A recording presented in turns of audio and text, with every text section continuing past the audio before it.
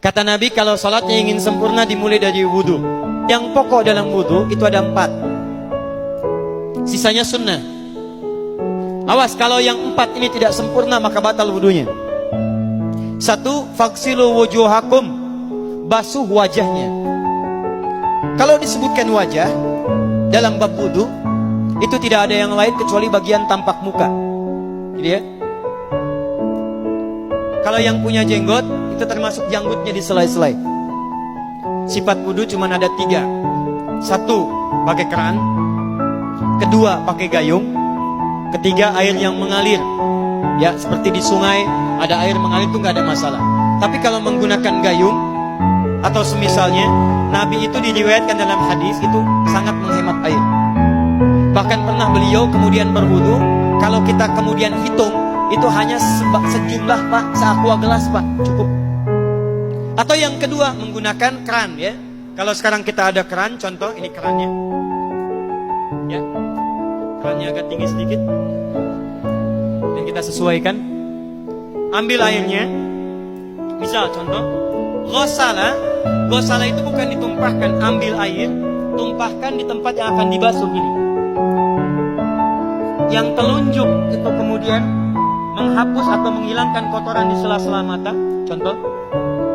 Yang jempol menghilangkan kotoran di sela-sela telinga bagian belakang di sini. Ya. Jadi kalau misalnya saya mulai ambil airnya, kemudian saya tumpahkan di sini. Yang telunjuk membersihkan di jari-jari di sini, di sela-sela mata. Yang jempol kemudian membersihkan di sela-sela di bawah telinga sini. Kemudian di selesai 1. Tahan sebentar ya, ini praktek dulu sebentar. 2. Wa aidiakum ilal marafiq, ini yang sering keliru. Dan tangan sampai siku. Airnya tumpahkan dari sini ilal marafiq sampai ke siku ke sini. Balikan lagi ke depan. Jadi bukan kerannya dibeginikan, sikunya dibeginikan, takut bukan. Jadi bukan siku diteruskan ke bawah. Yang tepat itu ambil airnya, kemudian basuh dari sini sampai dengan ke sikunya. Hati-hati, ini ada maknanya. Dan jika benar di hadis Muslim, jika orang wudunya benar seperti ini, maka bersamaan dengan jatuhnya air wudu itu, jatuh pula dosa-dosa dan kotoran yang melekat pada anggota tubuhnya. Tidak cukup dengan amin, nanti kita lihat dulu. Tangan selesai pindah kemana? Bukan ke rambut, tapi kepala. Jadi dalam bab wudu yang diusap bukan rambutnya, kepalanya. Itulah keadilan Allah. Kalau yang diusap kepalanya, semua manusia yang hidup pasti punya kepala. Tapi kalau yang diusap rambutnya, ada ketidakadilan, karena tidak semua orang punya kepala, punya rambut.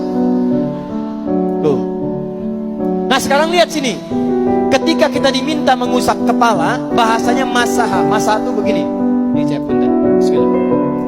Ini ya. Ambil airnya, tumpahkan, baru kemudian diusapkan ke kepalanya.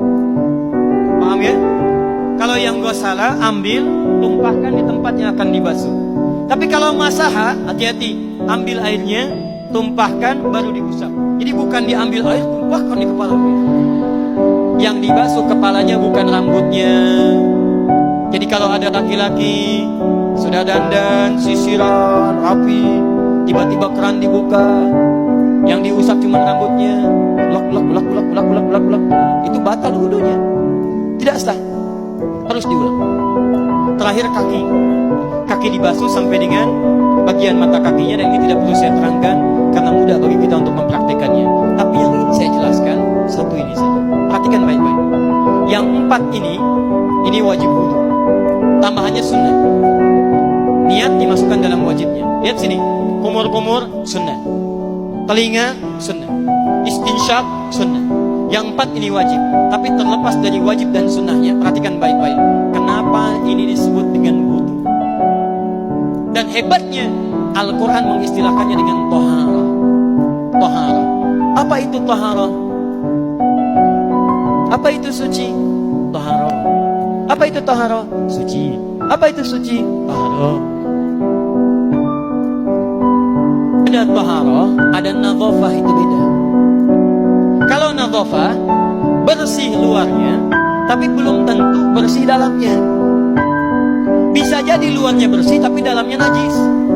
Bisa. Hewan yang paling najis apa? Yang haram. Misal hewan tadi itu, hewan babi misalnya, bisa dibersihkan, dimandikan, disisir sampai bersih. Bersih tidak? Bersih. Tapi halal tidak? Suci tidak? Tidak. Al-khinziru nadhifun walakinnahu ghairu tahir. Babinya bisa bersih tapi tetap tidak halal, tidak suci dia, tetap haram, tetap najis. Paham? Tapi kalau bersih luarnya dan suci dalamnya, maka kalimatnya berubah dari nadhafah jadi taharah. Taharah.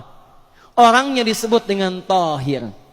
Kalau rajin dikerjakan disebut dengan mutatahhir. Wudu dalam Quran disebut dengan taharah. Seakan-akan memberikan pesan, maaf, orang yang wudu itu bukan hanya bersih fisik luarnya saja.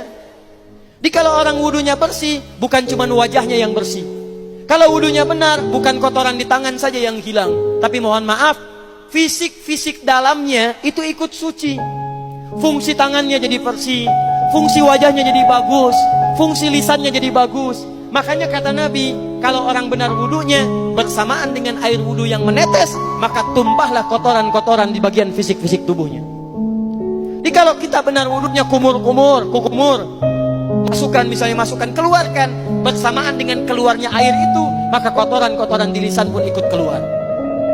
Tangan dibasuh, bersamaan dengan dibasuhnya tangan, fungsi tangan yang kotor-kotor itu ikut hilang.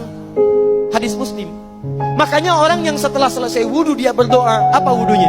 Apa doa wudunya? Asyhadu an la ilaha wa asyhadu anna Muhammadan Allahumma minat waj'alni minal, lihat sini, minal mutatahhirin, minat tawabin. Lihat. Bapak Ibu kan baru wudu, tapi kenapa doanya selesai tobat? Allahumma ja'alni minat tawabin. Ya Allah, jadikan saya termasuk orang tobat. Kita kan baru wudu, kenapa doanya baru selesai tobat? Sedangkan tobat itu mengakui kesalahan, menyesali kesalahan, dan berjanji meninggalkan yang salah, mengganti dengan yang baik-baik. Makanya kalau orang wudunya benar itu, begitu dia kumur-kumur, dia ingat kesalahan apa yang dikerjakan oleh lisannya. Jadi begitu kemudian ditumpahkan airnya, hilang kotorannya. Maaf, yang suka mencela wudu, selesai wudu tidak akan mencela lagi karena tobat dari celahan. Makanya kalau wudu Anda benar, coba ingat-ingat, siapa korban dari lisan Anda yang tajam itu? Apakah ibu Anda yang pernah menangis karena lisan Anda? Apakah ayah Anda yang kecewa karena kalimat-kalimat Anda? Apakah tetangga Anda yang menjauhi Anda karena kata-kata kotor Anda? Kalau tiap hari Anda wudu, tapi kemudian lisan Anda masih kotor juga, ada yang salah, Anda cuma menghabiskan air untuk menghilangkan kotoran di lisan. Itu tanda pertama. Tangan basuh. Makanya orang yang wudunya benar, tangannya tidak akan berbuat yang kotor lagi sampai ke ujung kakinya. Karena itulah ibadah ini disebut dengan wudu, seakar dengan kata dau. Kata para ulama, mereka sebagian mengatakan dau artinya cahaya, dau artinya sinar, dau artinya al-husnu, baik budi pekerti. Kalau orang benar wudunya, bertambah sinar di tangannya, sinar di wajahnya, sinar di lisannya. Apa sinar itu? Di dunia sinar-sinar amaliyah kebaikan, sifat-sifat baik, di akhirat pancaran-pancaran kemuliaan. Satud'a ummati yaumal qiyamati ghurral muhajjalin. Akan dipanggil umatku di hari kiamat dengan banyak cahaya melekat di tubuhnya. Tangannya ada cahaya, matanya ada cahaya, wajahnya bercahaya, kakinya bercahaya. Cahaya apa itu? Kata Nabi, min atharil wudu, dari bekas wudunya. Jadi kalau kita benar wudunya, itu kita jadi orang baik. Ada cahaya kebaikan dalam diri kita. Itu yang disebut dengan tawabin. Makanya kalau bapak ibu tiap hari wudu, Allahumma ja'alni minat tawabin, tapi mulut tidak tobat, tangan tidak tobat, kaki tidak tobat, ada yang salah dengan wudunya. Waj'alni minal mutatahhirin, jadikan saya orang bersih dan suci.